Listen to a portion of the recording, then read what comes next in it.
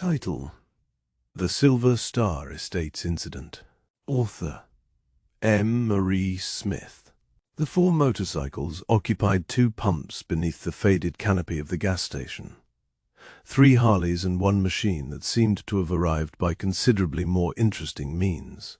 Howard Bell sat astride an immaculate 1950 Triumph Thunderbird 6T, 1 boot planted on the pavement, listening while Marty Feldman and Russ Kaplan conducted an argument with the solemn intensity of 2 constitutional scholars disputing the succession of the presidency.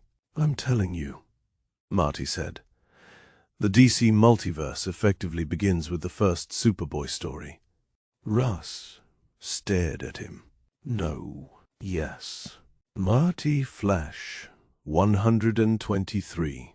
That's when DC explicitly established parallel Earths, which is what a multiverse is. No, that's when they finally admitted what they had already created.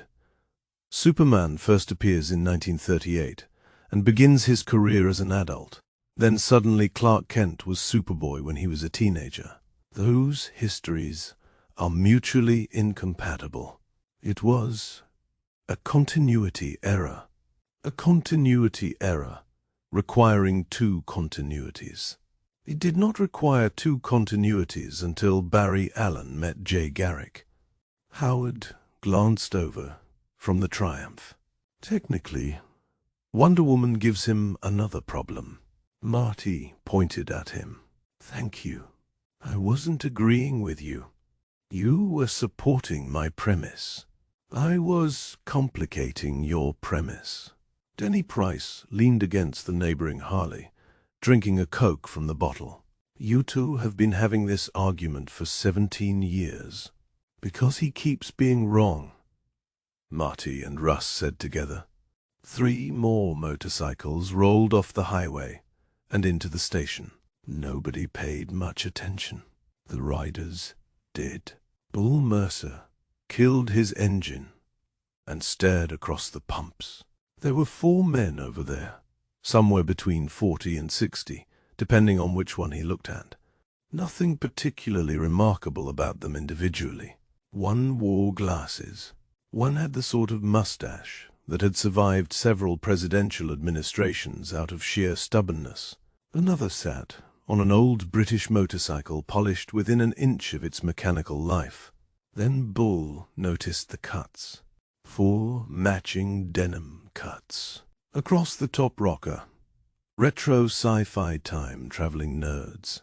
Below it, a chrome rocket streaked through the face of an atomic clock.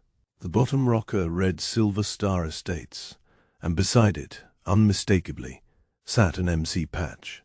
To Bull, none of it was decorative. A bottom rocker named Territory. An MC patch claimed club standing. Men had been hurt for less, and the 3 Warlocks knew the rules well enough to see every violation at once. Whether the men wearing the cuts understood those rules was not yet a question Bull had considered. Bull looked at Spider Kincaid. Spider looked at Graves Nolan. Graves looked back at the patches. What the fuck? The nerds continued arguing as Bull climbed off his Harley. He did not hurry. Bull led, because Bull always led. Spider came beside him with all the restraint of a lit fuse, while Graves hung back and watched. Their arrangement was practiced and meant to be read. Authority in front, consequence at his shoulder, the quiet man closing the angle. If every continuity error automatically creates another universe, Russ said, then Batman had about 15 Earths before Kennedy got shot. That is reductio ad absurdum, and you know it. It is the logical consequence of your position. Hey! Marty glanced over, irritated at having lost his train of thought. Bull stopped a few feet away. Retro sci-fi time-traveling what? He pointed at Marty's cut. Who the fuck are you guys? Spider came up beside him. And where the fuck is Silver Star Estates? Marty stared at them for perhaps 2 seconds. Then his eyebrows rose. Excuse you?" Silence settled beneath the gas station canopy. Spider's face changed slightly. It was not confusion yet. It was a man deciding how much injury an insult required. Marty gestured between himself and Russ. "This is an A and B conversation, Buster. So why don't you see your way out?" "Good one, Marty," Russ said. Howard slowly turned his head. Denny took another sip of Coke. Bull simply stared at Marty. "Did fucking Poindexter just tell us to see our way out?" Spider asked. "Apparently." Marty turned back toward Russ. "Anyway, the point is—" Whoa. Bull stepped closer. "No. There ain't no anyway. I'm talking to you." Marty looked back at him with mounting exasperation. "And that's becoming the problem." Russ leaned toward him. "Marty, I think they're angry." Marty glanced at the 3 bikers. "About what?" Graves, who had thus far said nothing, looked at Russ, then Marty, then Howard sitting serenely on the Triumph, then Denny with his Coke. Something seemed to occur to him. "Holy shit," he said softly. Spider glanced over. "What?" Graves nodded toward the 4 men. "They don't know." "Don't know what?" "That we're threatening them." Marty frowned. "You're threatening us." "That's not very nice," Russ said. Spider actually looked offended. "What the fuck did you think we were doing?" Marty considered the question. "Being rude." Howard nodded. "Extremely," Denny added. "You interrupted them during DC continuity." Spider rounded on him. "Nobody asked you, Potsy." Denny looked down at himself. "Why am I Potsy?" "Because you fucking look like Potsy." "I really don't." Howard studied him. "Actually, around the eyes." "Howard, a little?" Bull put both hands on his hips and pointed at Marty. His voice remained controlled. Spider carried enough anger for both of them, shoulders squared and hands loose at his sides, while Graves watched from behind. There was nothing theatrical in any of the 3. "All right, Professor. You want to tell me what the fuck this is?" "It's our motorcycle club." "I can read." "Then I'm unclear about the question." "Rephrase, please." Bull pointed at the bottom rocker. "Silver Star Estates." "Where is it?"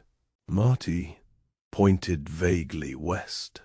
"About 2 miles that way. Just off Silver Star Road." "Duh.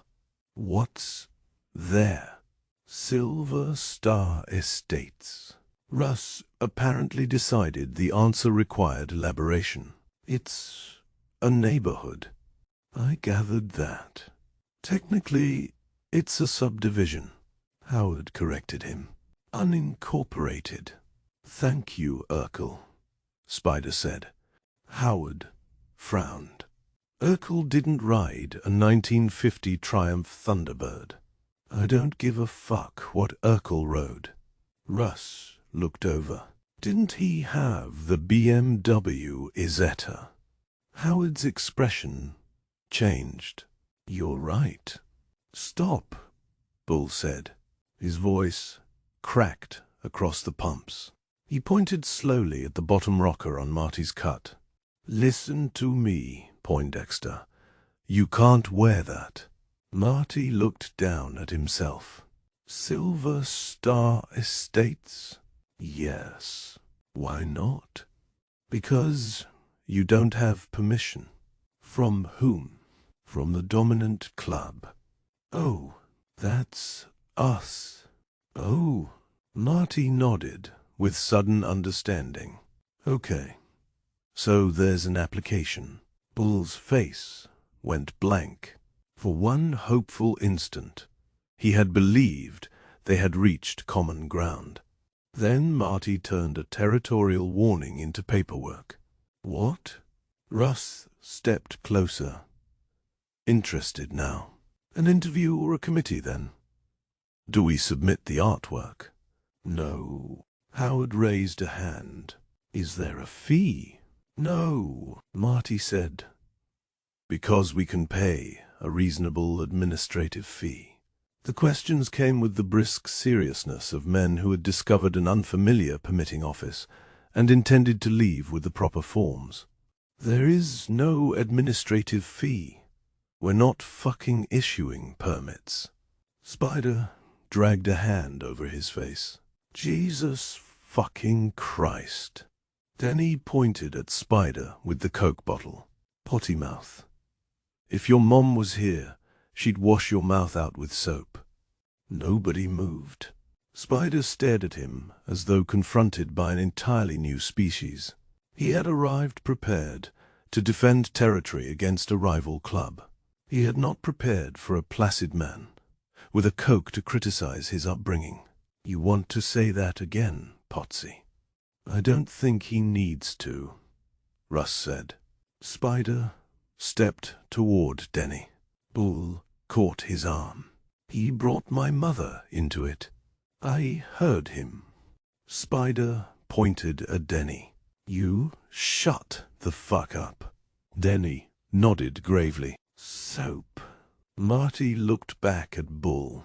Can we please stay on topic?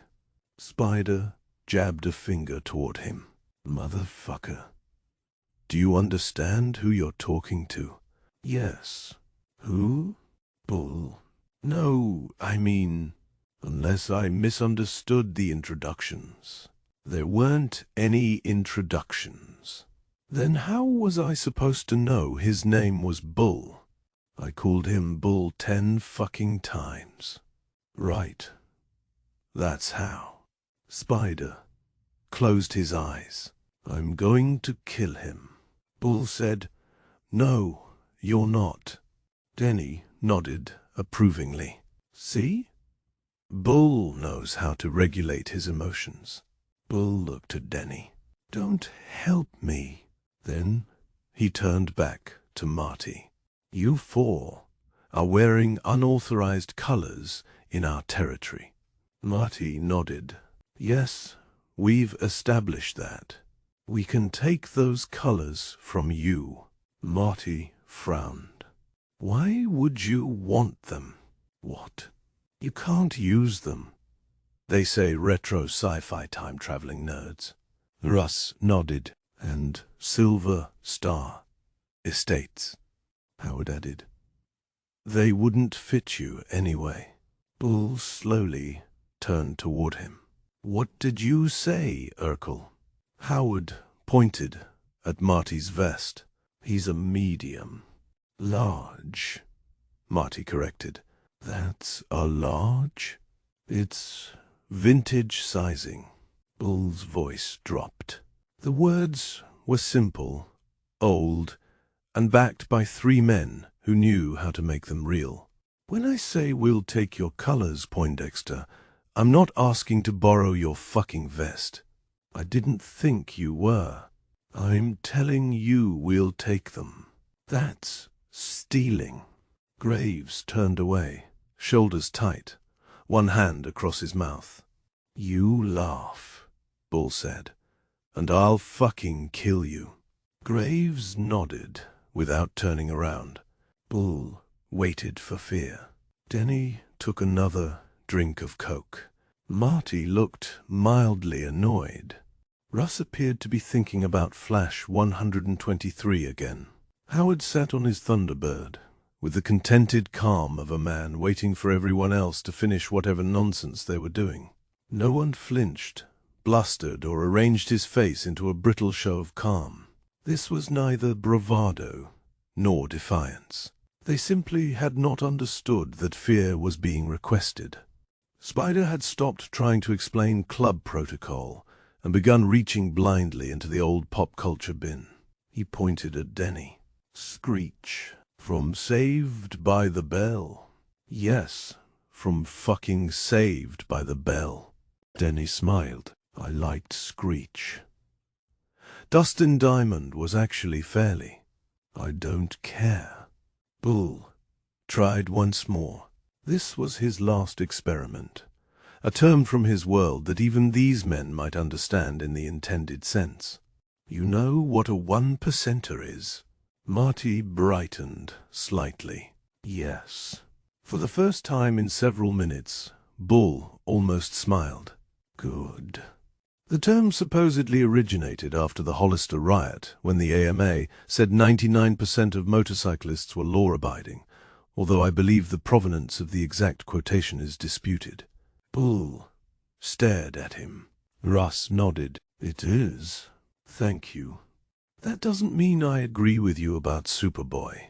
Oh, for God's sake. Bull turned and walked toward his motorcycle. Spider watched him. Bull, I'm done. We're just leaving. They're wearing unauthorized colors and claiming territory. Bull swung a leg over the Harley. What do you want me to do?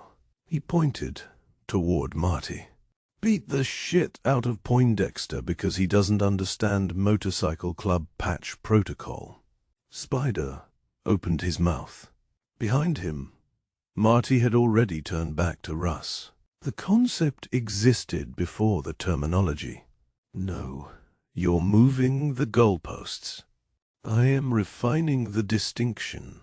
Bull pointed toward Howard. Beat up Urkel and steal his 70-year-old motorcycle. Howard looked over. 76. Bull closed his eyes. Thank you, Urkel. You're welcome. Bull started his Harley. Graves climbed onto his, but Spider remained standing beside his own bike. This is fucked up. Denny looked over. Language. Spider pointed at him. You. I hate you most. Denny smiled. That seems excessive. Get on your bike, Bull said. Spider reluctantly obeyed. The 3 motorcycles came alive with enough noise to shake the canopy. Marty looked over. So we're good. Bull stared at him for a long moment. Sure, Poindexter, but lose the bottom rocker. Marty frowned.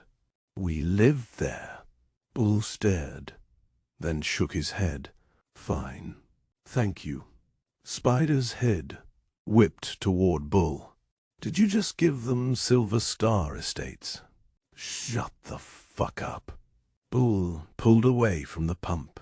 Nobody wants Silver Star Estates. Well, we do, Marty called after him. Graves followed Bull toward the highway. Spider remained for another second, glaring at the 4 nerds. Revenge of the Nerds, motherfuckers. Russ grinned. Great movie. Denny nodded.